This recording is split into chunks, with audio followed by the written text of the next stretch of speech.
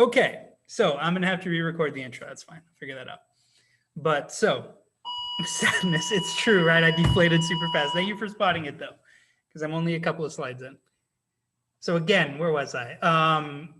The economy is going to get better if railroads are built. Railroads connecting the union together helps grow the economy because more people are going to spend money as more goods are going out to everybody.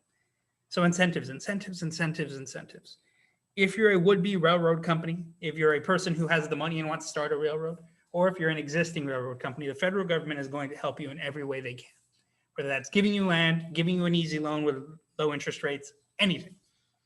The government will give out a total of 170 million acres of land to railroad companies throughout the years.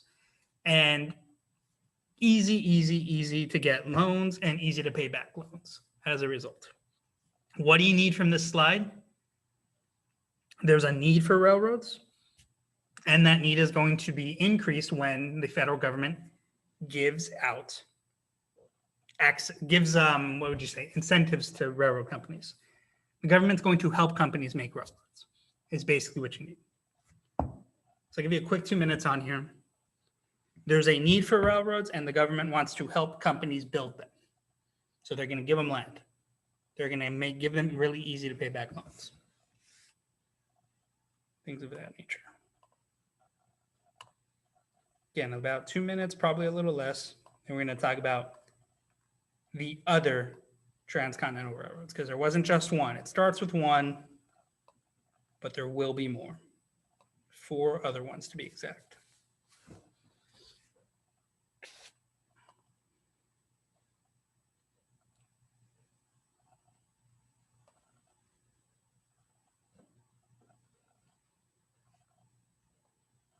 Hey, I can't believe I wasn't recording.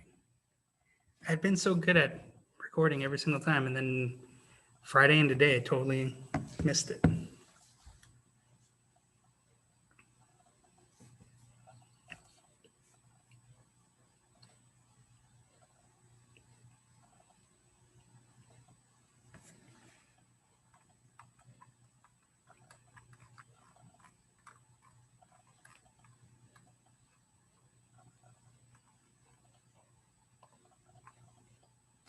About 35 seconds. Need more time than that? Let me know. Otherwise, we're going to move forward.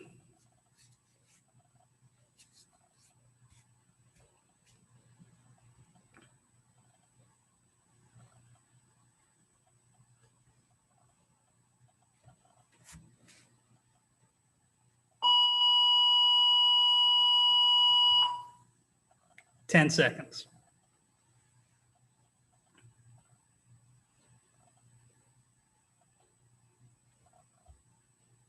All right. Here we go. Moving on to Transcontinental Railroad. So you should already know about the first Transcontinental Railroad. We talked about it plenty. You don't really need to write it again unless you completely forgot what that means. Completed in Utah, Promontory, Utah, and it connected Sacramento and Omaha, right? It's this one right here. This is the map, right? Meets in the middle. There's a big party, Golden Railroad Spike Ceremony, whole shebang. Over the years, 4 new transcontinental railroads will be built. One that connects Nebraska, which is right here. That's not Nebraska. Nebraska's over here. To California. One that connects New Orleans to Los Angeles. Kansas to Los Angeles. And then Minnesota to Washington. So you're going to get 4 new ones. What do you really need from this slide, especially if you already know about the first one? You need the 4 railroads and what cities they connect. And if you didn't have the first one, what cities it connected, you need that too. So in a total, there's 5, and those are the cities they connect, and they cross the country and piece everything together. You can get from Washington all the way to LA, all the way across through riding these railroads back and forth. So I'll give you a quick minute and a half. You don't need too much time on here. Then we're going to get into talking about steel and fuel.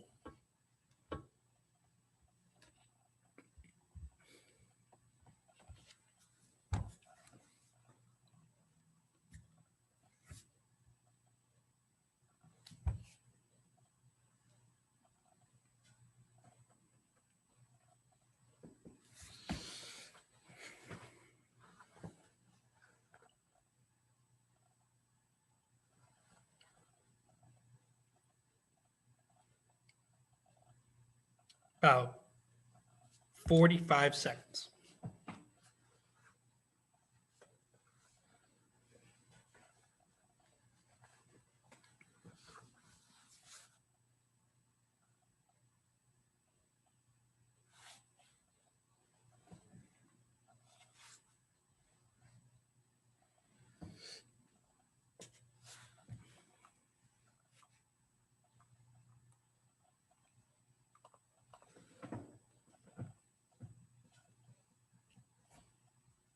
Ten seconds.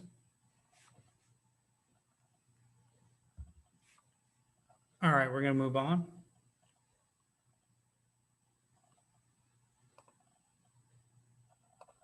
Okay, so steel and fuel. This is all new information. New information you're probably going to need to write down. First one's the Bessemer process. It helped make high quality steel at a faster rate than older methods. So you have better steel being made quicker. Railroads have a massive need for steel, so will things like skyscrapers and high rises.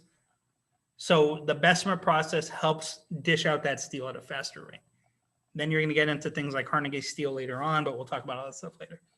So that's the Bessemer process. Faster way to make better quality steel. That's what you need to know. With factories, railroads, machine power, there's a need for fuel, right? Early on, that fuel is coal, right? Anthracite coal specifically was used to power machines, factories, railroad engines, all that good stuff. So coal power is the first power being used. Later on, oil will become the primary source of fuel. Automobiles especially will increase the need for more and more oil and petroleum-based fuel. So you need oil, coal, Bessemer process. Make sure you have those three things down. About 2 minutes on the clock. If you have any questions, again, let me know. We've got one more slide, and then we're going to get into talking about what we're going to kind of be doing for the rest of the class period and what you guys can look to doing for the rest of the week, you know, in between stuff. We'll get into it in a bit.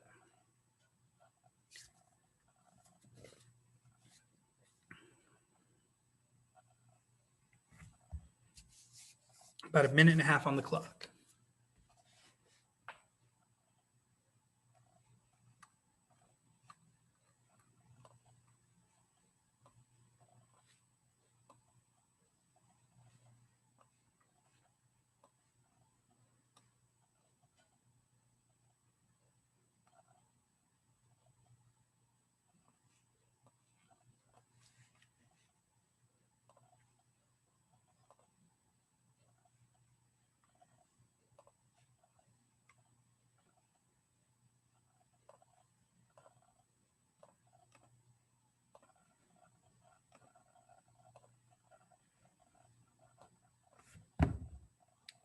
About 45 seconds.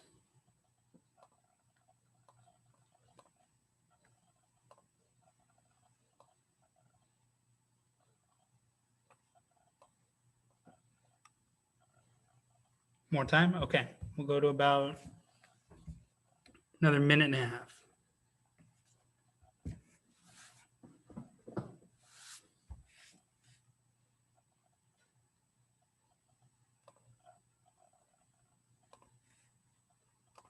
Next up, we're going to be talking about communication methods. And then we're going to get into some of the details about what we're covering today.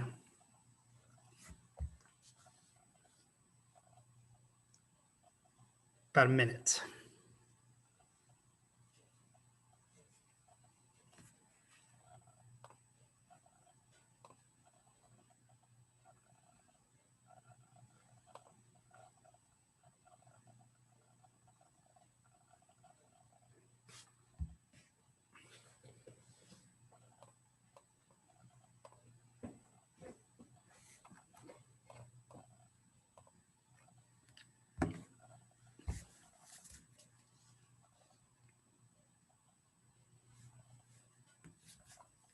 About 20 seconds. If you need more time than that, let me know. Or grab a screenshot. We're about to move forward.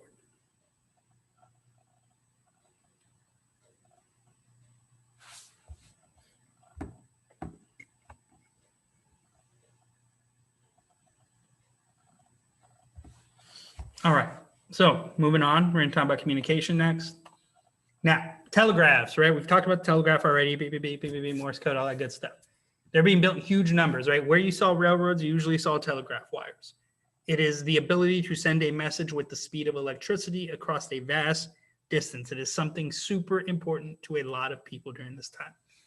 They even built a transatlantic cable that connects the United States to Europe. And it's not like a, hey, what's up, how you doing, Europe type of line, right? But it's for creating an international market of basic goods like coal, oil, steel, and grain. So they even make one that goes across the ocean. Don't ask me how they did it. I don't know, science and stuff. But they make one. And then a little later, a little on down the line, you got a guy named Alexander Graham Bell who creates the telephone in 1876. Within a year of creating the telephone, Bell had his own phone company, the Bell Telephone Company. And by 1880, there were 50,000 telephones in America. The telephone kind of took this idea and went running, right? So you're going to see more, and it's the old-fashioned, like, hello, like that old school thing. You've ever seen it in like an old play or something, right? They hold it up to their ear and to their face, and they just kind of, actually, it's like this, right? Like the, yeah. So that's the telephone. It's the original telephone. Over time, it'll be, regular, what you know now. So you need Graham Bell's name. You need to know what the telephone did, the years, and then point out the transatlantic cable because we haven't really talked about that before.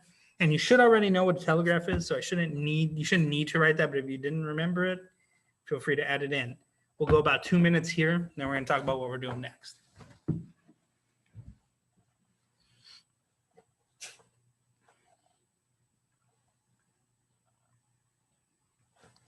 There is not a traditional exit ticket today. What will count as your exit ticket grade is going to be super, super easy to do. I know I say that every time, but like this time I mean it. It's going to be like, it's literally just a completion participation thing.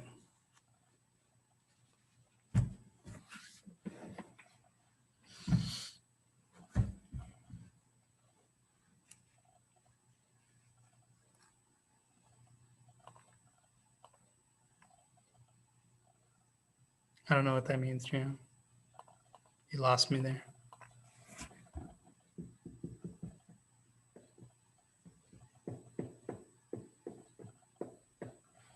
About a minute left, then we'll move on.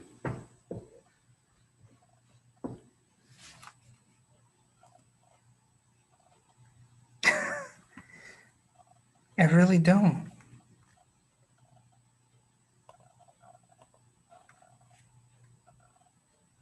Oh, do you mean about the exit ticket being really easy? No, I actually think it is. I think you'll find completing this one to be super easy.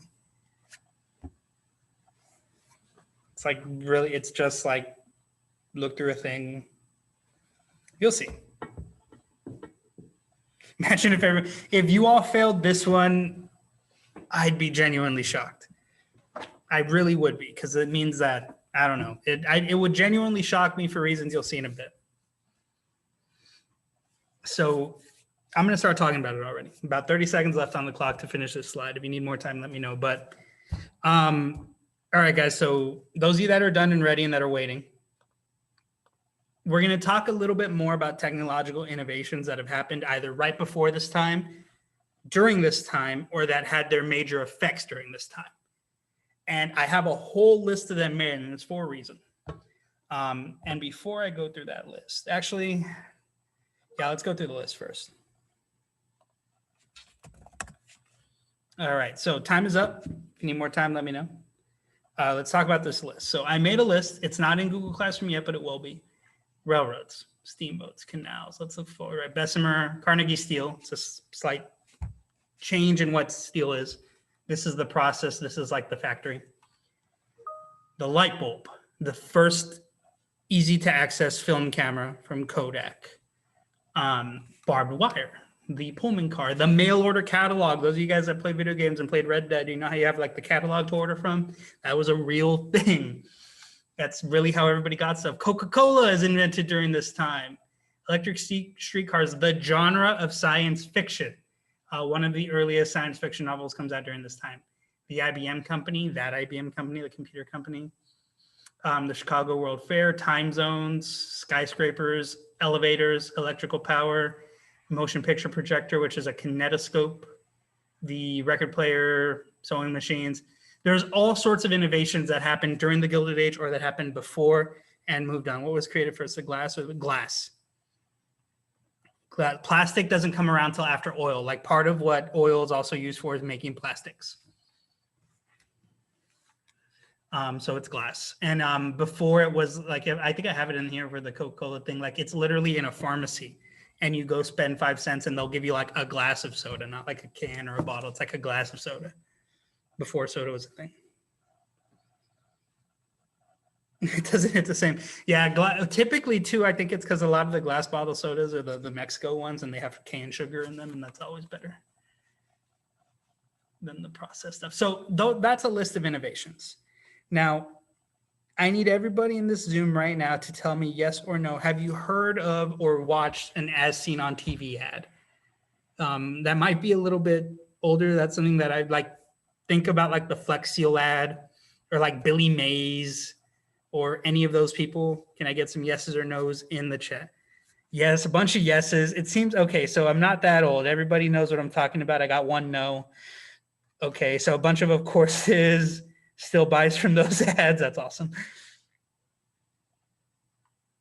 Yeah, Donovan, you're right. The glass bottles from Mexico are better. A couple of no's. We're not that young. I figured you guys weren't. I just wanted to make sure because you guys might not be that young, but I know not a lot of us watch like cable TV anymore. I know we all stream. Like I don't even pay for cable anymore. Imagine being that young. Watching one at the moment. That's awesome. So, okay, that's good that you guys know what that means. Let's talk about what we're doing, right? So we're going to use a platform called Flipgrid. Now, if I did everything right, it should be integrated into the Google Classroom, and you guys shouldn't have to register once the link opens up. You should just be able to click it, see it, and you should already be in there. The rest of this week, you're going to have what's basically like a project. Treat it like a project. That's what it's going to be.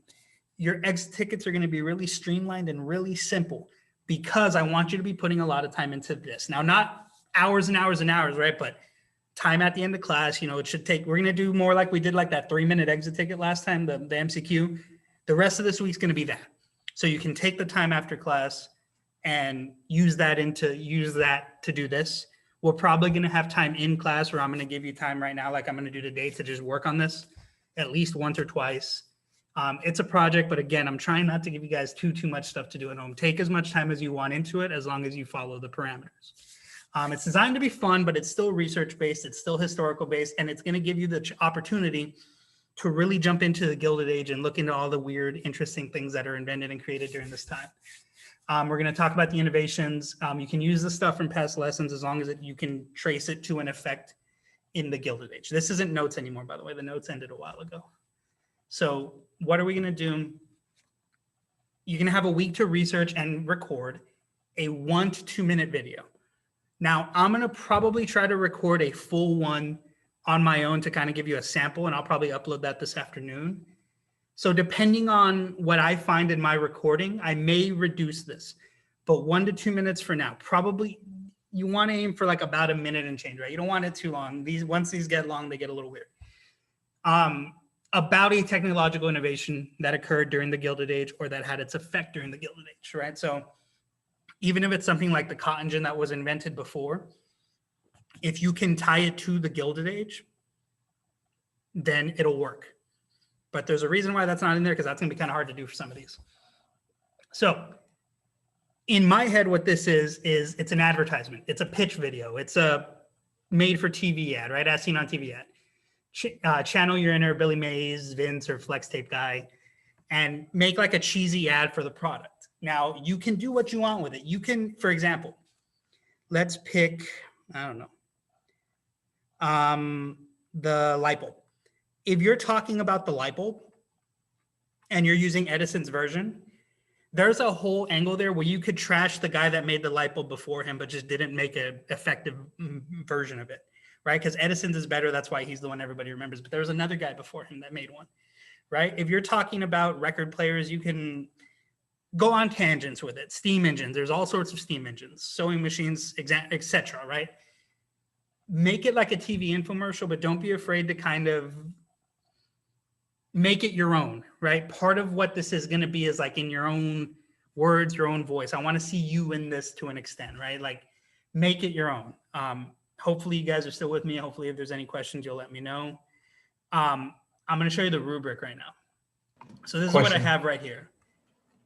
This is for the overall entire thing. So what you're going to be submitting to me is two things. Actually, let's talk about that, and then we'll show you the rubric. So actually, that's not how that works. Okay, so the video is one part. No, you're not presenting this in class. So I'm going to show you what the website we're going to use this in a bit, and it's all going to be on the website. So the way this works is really easy. It's going to be a video you record. You can take 10 times to record it, and you don't like what you're doing, you can redo it and resubmit it. It's something that you're not going to do this live in class. It's not going to be that. Don't worry about that if you guys are freaking out. Actually, this is not where I'm supposed to show you the rubric, and I'm messing all this up. There we go. So you're really going to be graded on 4 things. Historical accuracy. If you're talking about Coca-Cola, don't start talking about aluminum cans and plastic bottles and all this nonsense, because that's not where we're at, right? Make sure you're specific. If you're really general, and if your content is basically what I put in the little description box and that's it, that's not going to go. You're going to be expected to have either notes or a script. You don't need a script. You don't need to type out everything you're going to say, but have notes with your facts on them. And you're going to need to submit those as well in Google Classroom. So whatever your research is, whether it's just bullet points with notes, whether you're the type of person that needs to write out a full script, it's up to you. I'm not going to make you do anything, but you need to have notes on it or a script, and it's got to be the stuff that you're talking about, right? If your video is about one thing and your notes are about another, it's not going to fly. Makes sense? Hopefully it does. Historical context. Imagine if you're making this recording during the Gilded Age. You're in the Gilded Age. The people that you're going to be playing this for are in the Gilded Age. I know it doesn't make sense. There's no TVs, but that's part of the fun, right? That's what we get to do. So stay in that time period.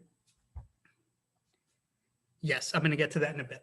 Stay in that time period, right? Keep into what you're talking about. So like, if you're going to be doing a recording about the record player, that's fine, but you're in the Gilded Age. So the Beatles aren't a thing yet. Does that make sense? Hopefully it does.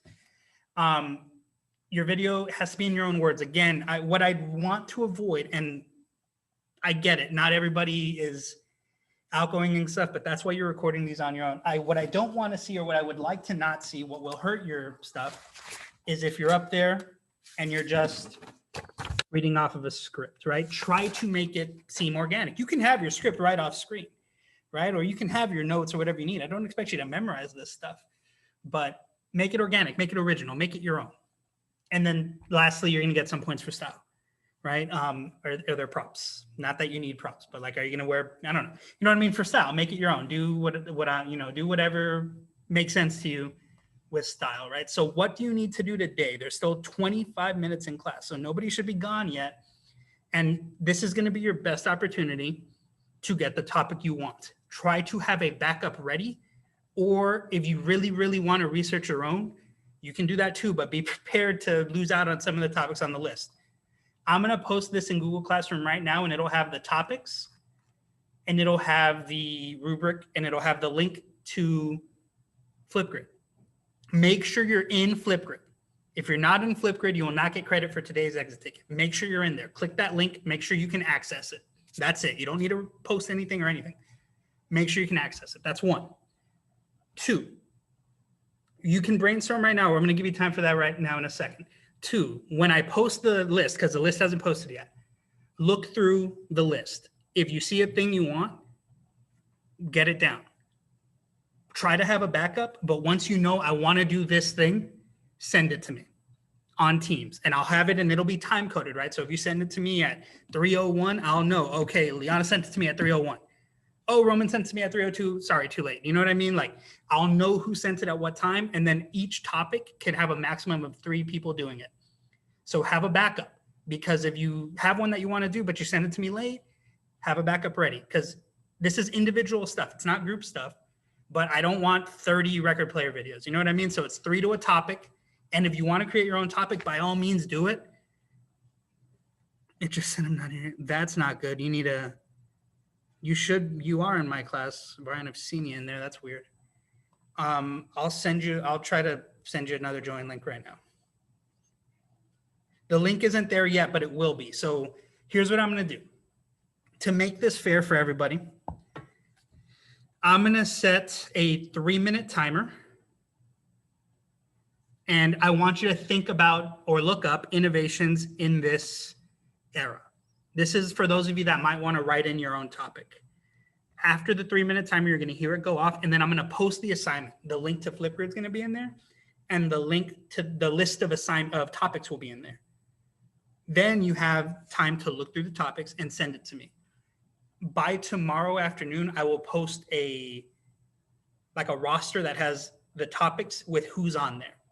And then that's it, right? I'll put your name in that roster today when you send it to me, and you're good to go. Your exit ticket today is going to be, do you have a topic, and are you in Flipgrid? So 3 minutes right now, look up some stuff. See if there's an innovation you might want to do that I probably didn't put on the list, but I did put a lot of stuff in there. So right now we're doing that. We're looking things up. And then the link and the topics will be posted in 2.5 minutes. So have some backups ready for your topics. What's the time period? The Gilded Age. The Gilded Age, and you would say for years you would put 1860 to 1898. I'll accept up to like 1900, 1905, let's say. But you want to try to stick into that barely 1900, like those, that's the official, right? 65 to 98. But I'll accept up to 1910. No, 1905. Sorry. So 1860 to 1905 is the max. The best point, the sweet spot where you'll have the most info, 65 to 98. Have about 2 minutes on there. And then I'll post the list if you want to go through that. But again, some of you may want to have a chance at finding your own. I haven't posted the topics yet, but when I do, you can look through the topic list and choose your own, or you can research your own. I'm giving people time to research their own right now in case you want to go with that option instead.